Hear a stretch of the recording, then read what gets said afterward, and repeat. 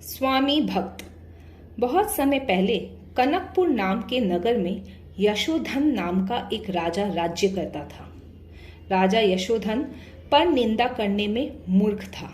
शास्त्रार्थ में नहीं, उसमें दुर्गुणों की दरिद्रता थी, राजकोष और सेनाओं की नहीं। उसकी प्रजा उसका गुणगान करती हुई कहती थी कि वह पापों से डरता है, यश का लोभी है, पर स्त्री के लिए नपुंसक है और वीरता, उदारता तथा श्रृंगार से युक्त है। उस नगर में एक महासेठ भी रहता था। उसकी एक कन्या थी जो उन्मादिनी नाम से प्रसिद्ध थी। कोई भी उसकी रूप शक्ति से उन्मत्त हो जाता था। उसका सौंदर्य कामदेव को भी विचलित करने वाला था।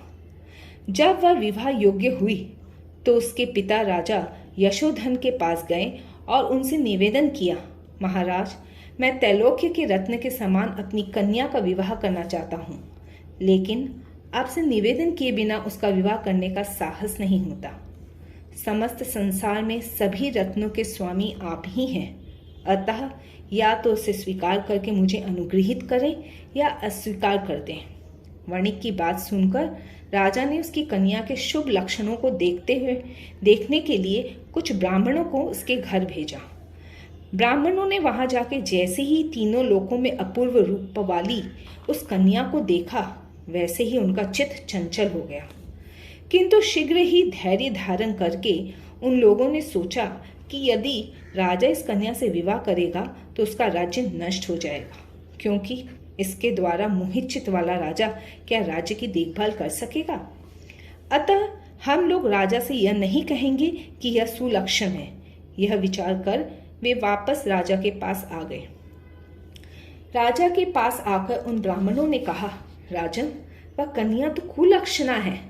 यह सुनकर राजा ने वणिक की कन्या को स्वीकार नहीं किया। तब वणिक ने राजा की आज्ञा से अपनी कन्या उन्मादिनी का विवाह बलधर नामक सेनापति से कर दिया। वह अपने पति के साथ उसके घर में सुखपूर्वक रहने लगी, लेकिन उसके मन में इस बात की फांस बनी रही कि राजा ने उसे कुलक्षणा कहकर त्याग दिया था। एक दिन राजा यशोधन हाथी पर चढ़कर नगर में हो रहे बसंत महोत्सव को देखने के लिए निकला। तभी उसकी नजर भवन की छत पर खड़ी उन्मादिनी पर पड़ गई। उसे देखे राजा के मन में कामाग्नि की ज्वाला सुलग उठी।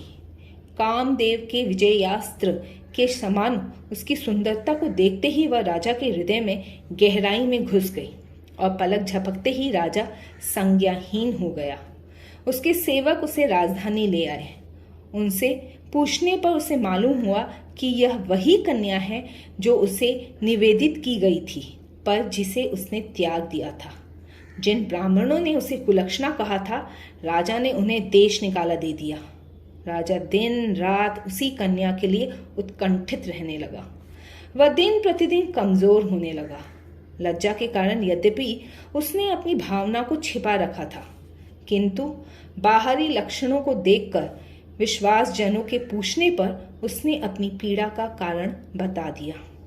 उन्होंने कहा, राजन, इतना दुखी होने की आवश्यकता नहीं है। वह तो आप ही के अधीन है, फिर आप उसे अपना क्यों नहीं लेते? लेकिन धर्मात्मा राजा ने उनकी बात नहीं मानी। सेनापति बलधर राजा का भक्त था। उसे यह बात मालूम हुई। तब वह राजा के पास आया और उनके चरणों में झुककर बोला, राजन, आपके इस दास की वह स्त्री आपकी दासी है, वह पर स्त्री नहीं है। मैं स्वयं ही उसे आपकी सेवा में भेंट करता हूँ, आप उसे स्वीकार करें। अपने प्रिय भक्त सेनापति से ऐसी बात सुनकर राजा क्रोधित होकर बोला, राजा होकर मैं ऐसा अधर्म नहीं करूंगा। यदि मैं ही मर्यादा का उल्लंघन करूंगा तो कौन अपने कर्तव्य मार्ग पर स्थिर रहेगा? मेरे भक्त होकर भी तुम मुझे उस पाप में क्यों प्रवृत्त करते हो, जिसमें क्षणिक सुख तो है पर परलोक में महा दुख का कारण है। यदि तुम अपनी धर्मपति का त्याग करोगे तो मैं तुम्हें क्षमा नहीं करूंगा, क्योंकि मेरे समान कौन राजा ऐसा अधर्म सहन कर सकता है। अतः मेरे लिए मृत्यु ही शेषकर है। यह कहकर राजा ने उसकी बात टाल दी। नगर और गांव के लोगों ने भी मिलकर राजा से यही प्रार्थना की। तब भी दृढ़ निश्चयी राजा ने उनकी बात नहीं मानी। राजा का शरीर धीरे धीरे उसी काम ज्वर के तप से क्षीण होता गया और अंत में उसका यश प्राप्त शरीर ही बचा रह गया, अर्थात मृत्यु हो गई।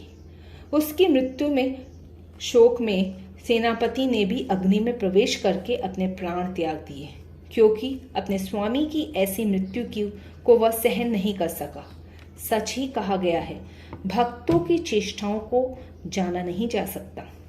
बैताल ने ये आश्चर्यजनक कहानी सुना के राजा विक्रमादित्य से पूछा, राजन, अब बताएं कि सेनापति और राजा इन दोनों में कौन अधिक दृढ़ चरित्र था? अगर जानते हुए भी आपने मेरे इस प्रश्न का उत्तर नहीं दिया तो आपके सिर के टुकड़े टुकड़े हो जाएंगे। बेताल के प्रश्न को सुनकर आखिरकार विक्रमादित्य को अपना मौन तोड़ना पड़ा। वे बोले, बेताल, उन दोनों में तो राजा ही अधिक दृढ़ चरित्र था।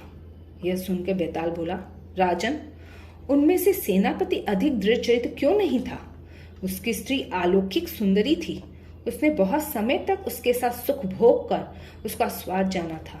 फिर भी स्वामी भक्ति के कारण वह अपनी स्त्री राजा को सौंपने आया था और फिर राजा की मृत्यु के बाद उसने स्वयं को भी अग्नि में समर्पित कर दिया। लेकिन राजा ने उसकी पत्नी का त्याग कर दिया था, जिसके भोग रस का उसने आस्वादन भी नहीं किया था। बेताल के ऐसा कहने पर विक्रमादित्य ने हंसते हुए कहा, बेताल, कहते तो तुम ठीक ही हो, लेकिन इसमें अचरज की क्या बात है? सेनापति कुलीन वंश का था। उसने जो स्वामी की भक्ति में किया तो उचित ही किया, क्योंकि सेवक का तो कर्तव्य ही है कि वह प्राण देकर भी स्वामी की रक्षा करे। लेकिन राजा तो मदमत हाथी की तरह निरंकुश होते हैं। वे जब विषय लोलुप होते हैं तब धर्म और मर्यादा की श्रृंखलाएं तोड़ देते हैं। निरंकुश चित्त वाले राजाओं का विवेक अभिषेक के जल से उसी प्रकार बह जाता है जैसे बाढ़ के पानी से सब कुछ बह जाता है। डोलते हुए चंवर की वायु जैसे रचकण मच्छर और मक्खियों को उड़ा देती है, वैसे ही वृद्धों के द्वारा उपदिष्ट शास्त्रों के अर्थ तक को दूर भगा देती है। उनका छत्र जैसे धूप को रोकता है, वैसे कि सत्य को भी ढक देता है। वैभव की आंधी में चौंधियाई हुई उनकी आंखें उचित मार्ग नहीं देख पाती। नहुष आदि राजा जगद्विजयी थे, फिर भी जब उनका चित्त काममोहित हो गया तब उन्हें अनेक विपत्तियों का सामना करना पड़ा। यह राजा भी पृथ्वी पर एक क्षत्र शासक था, फिर भी वह लक्ष्मी के समान चंचला उन्मादनी के द्वारा विमोहित नहीं हुआ। उस धर्मात्मा व धीर राजा ने अपने प्राण त्याग दिए, किंतु कुमार्ग पर पैर नहीं रखे। इसी से मैं उसे अधिक दृढ़ चरित्र वाला मानता हूँ। सही उत्तर पाके बेताल संतुष्ट हो गया, परंतु मौन तोड़ने का दंड विक्रमादित्य को भुगतना पड़ा। बेताल स्वतंत्र हो गया और वह शव सहित अदृश्य होकर पुनः उसी शिमशप्पा के वृक्ष पर जाकर उल्टा लटक गया।